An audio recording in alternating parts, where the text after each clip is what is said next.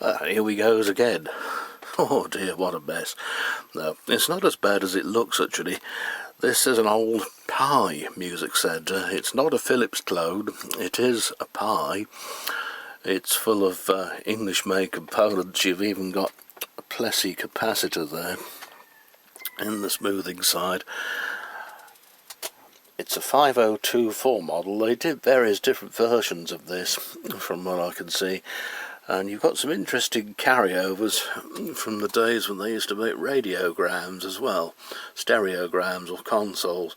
These old connectors are usually found inside a later tube or valve operated equipment, but this one has come in for a bit of an overhaul because basically it hadn't been used for years and everything was beginning to get a bit creaky and stiff and juddery, and I have to say I know the feeling.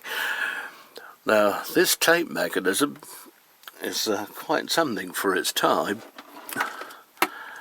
You have here this little sunwheel thing that spins round and round. That's how it keeps its speed absolutely right. Unusually for most music centres of its time, this is driven by a flat belt drive belt, and the owner said that it was actually running too slow, but the belt seemed to be alright. Well, the belt wasn't alright, the belt had stretched, and what it had done was to go around the lower collar of the pulley there, where the grub screw is that holds it onto the little motor. So that was why it's running slow. It was, well, if you like, in the wrong gear almost, shall we say. And you can see you've got the usual recording playback switches and everything else up there, which have all been cleaned by yours truly, along with these down here. There's a little tiny lamp here, which I have a feeling is dead and doesn't light up the VU meter on the front. But we shall get around to that. The record changers are standard BSR type. Nothing too remarkable about it. Usual SC 12H cartridge, that sort of thing. But it was almost entirely seized up with old gunge. Strangely enough though, the turntable turned easily, and the gear cycling wheel inside was free, even down to the little stub that runs on the actuator shaft underneath. But well, that's another matter. The arm, however, was seized, and so were all these controls. So much cleaning and swearing and re-greasing later, we now have a nice free action there.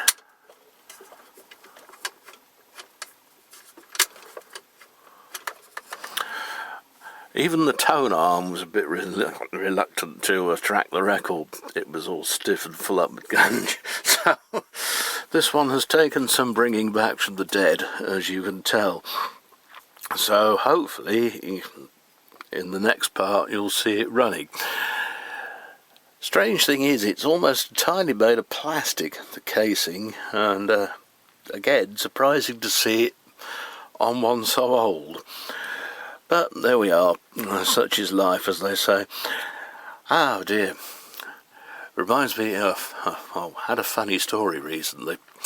I was asked to look at an old top loader Ferguson Video Star video machine.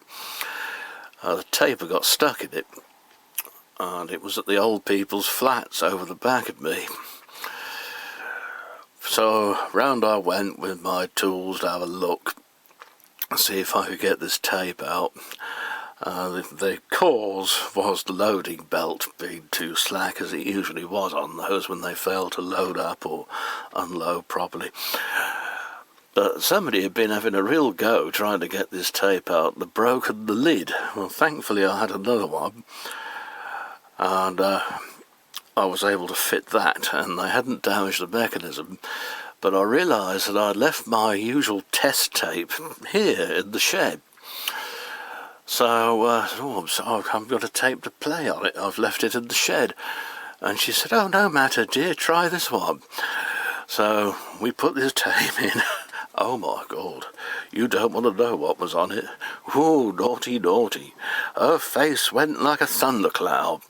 It seems that Happy was revisiting his misspent youth, shall I say, watching naughty videos, F-films on the VCR.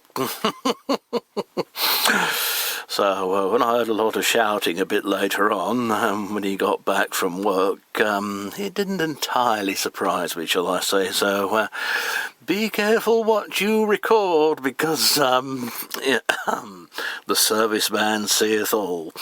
Anyway, on that daft note, we'll see you a little bit later.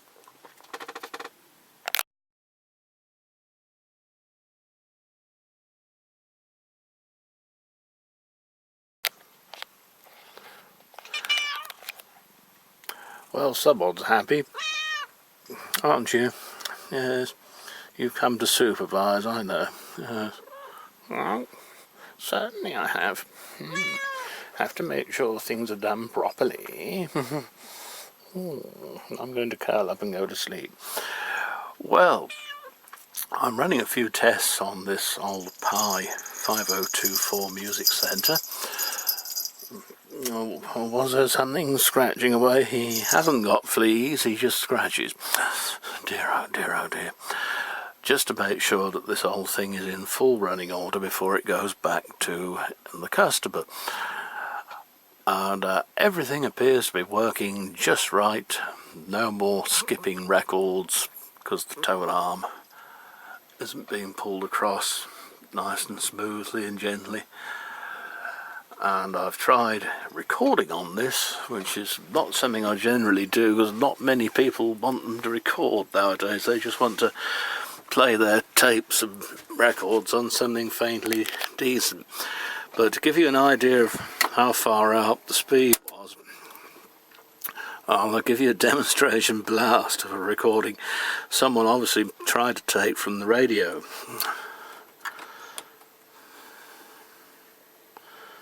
Desperately wanted to hear her speak, and to speak to her. Her wordless.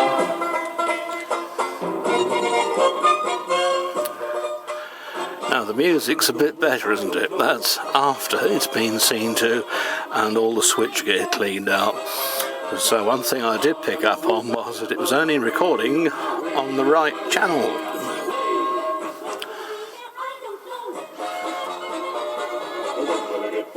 Certain. All along with I am on my way.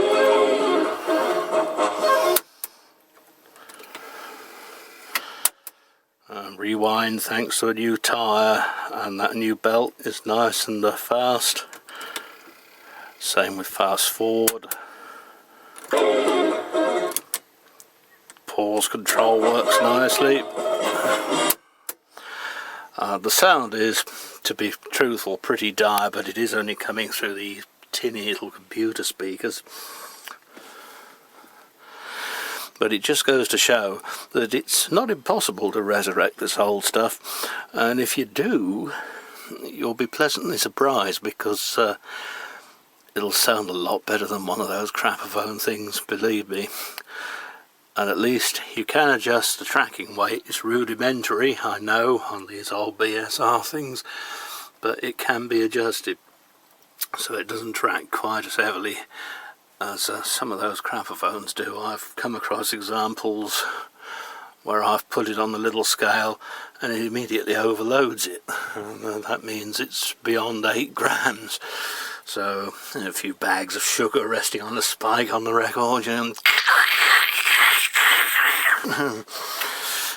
what's that between audio files? Horrible.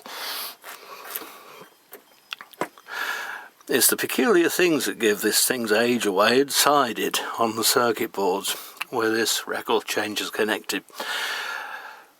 You can unplug it all. It's nicely made. It's all modular, so it comes apart fairly easily into its various different lumps, the tape deck, the record changer.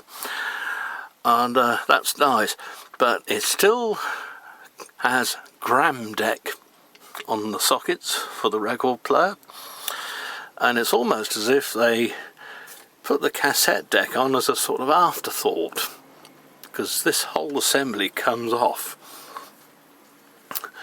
And you can unplug the whole thing and remove that as well pretty well. And it's still got that nice old-fashioned light-up radio dial, which you used to get in those days. But the only thing I'll pick up down here is FM.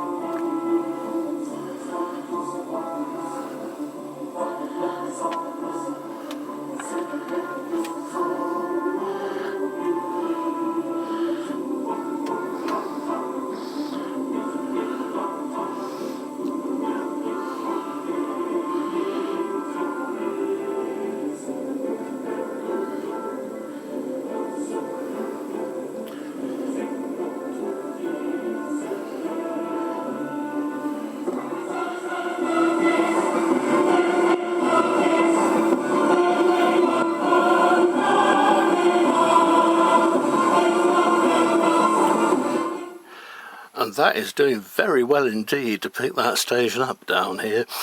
That's Classic FM, which broadcasts, well, as you can see, round about, well, 100.9, something like that down here, and it's very, very difficult to get, but this is trying its hardest.